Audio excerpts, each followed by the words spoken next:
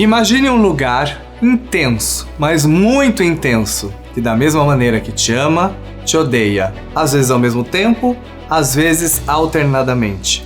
Um lugar onde os limites que deveriam existir, na maioria das vezes, não existem. E as consequências do que se fala ou escreve também muitas vezes não existem. Esse lugar tem nome, existe já há algum tempo e se chama internet.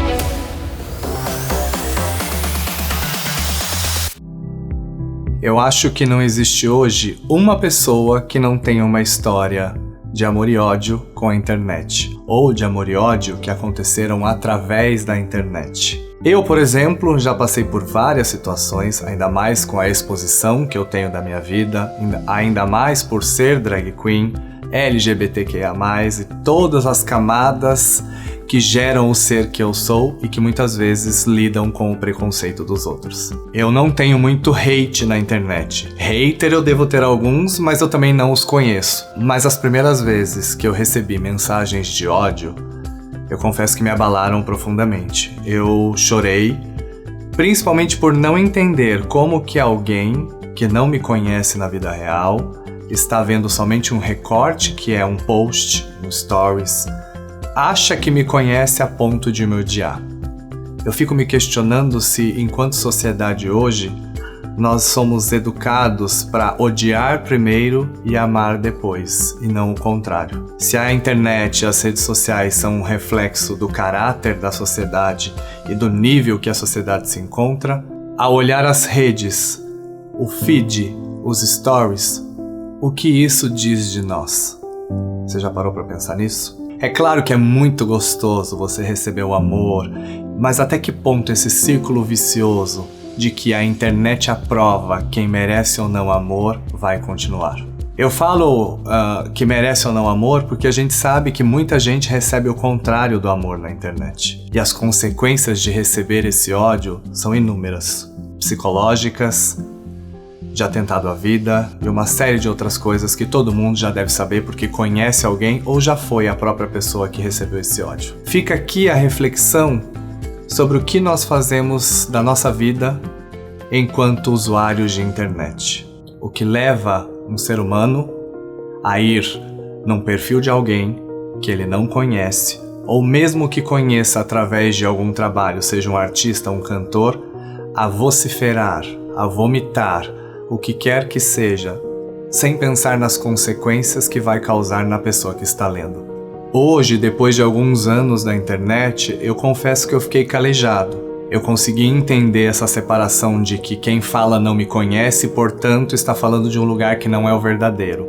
Mas a pergunta continua a mesma. O que leva um ser humano a sair da sua vida, do seu foco, da sua rotina, a usar o seu precioso tempo que não volta mais, porque se algo não volta mais é o tempo, e ir num perfil de uma pessoa que ele não conhece na vida real, às vezes conhece porque é um artista, um cantor, um músico ou porque virou notícia de alguma coisa, vociferar, projetar, levar ódio naquele perfil. Óbvio que nós temos o dever moral enquanto cidadãos de que se for um crime, nós temos que reportar a quem vai resolver esse crime. Vociferar naquele status, vociferar naquele perfil, não resolve o problema de ninguém, apenas aumenta a sensação do ódio que existe já entre nós enquanto cidadãos. Então eu fico refletindo, será que essa pessoa que faz esse tipo de coisa, que vive em função de comentar, vociferar, diminuir, humilhar as pessoas, tem uma vida interessante? Não sei. Toda revolução, progresso e criação é feito de uma maneira neutra. E eu volto a dizer, é o caráter de quem o usa que define como ele vai ser usado. Eu já devo ter feito isso em algum momento, de ir num perfil de alguém que eu não conheço e falar mal e gritar e falar, tô me sentindo melhor. Resolveu o problema? Não. Ajudou alguém? Não. Poderia ter ido a uma delegacia?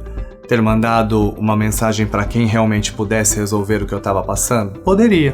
Por que a gente ainda prefere vociferar, 3 minutos depois tá fazendo outra coisa e esquecer e não entender que aquele comentário que vai ficar ali pode ter consequências imensas porque nós nunca sabemos a saúde mental de quem tá lendo.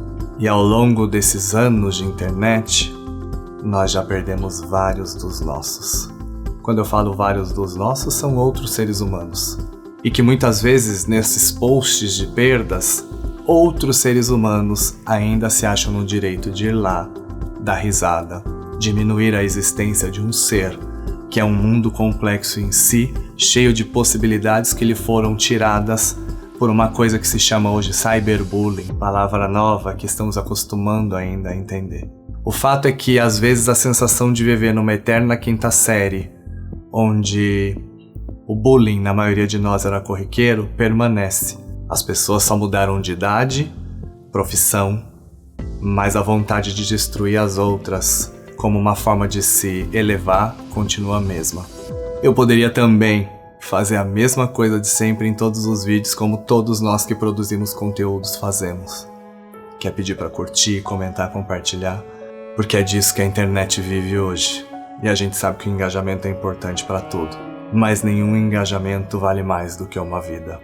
Então, no fim desse vídeo, eu só vou deixar o silêncio, em nome dos meus, dos seus e dos nossos que se foram por culpa daqueles que não têm a mínima noção e consequência do que fazem nas redes sociais.